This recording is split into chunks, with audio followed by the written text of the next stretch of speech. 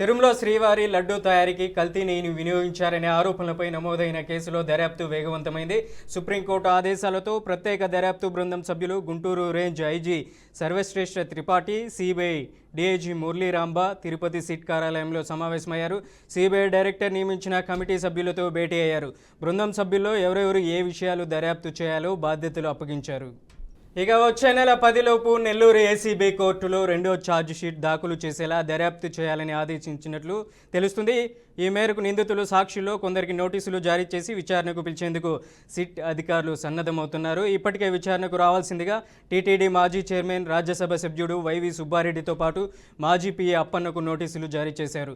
నెయ్యి సరఫరా చేసిన డైరీలు, వాటి నిర్వాహకులు, ముడి సరుకులు సమకూర్చిన వ్యాపారులతో పాటు డైరీ సిబ్బంది, టీటీడీ ఉద్యోగులు నాగేందర్, శేఖర్ పేర్లను మొదటి ఛార్జిషీట్లో నిందితులుగా తెలిపింది.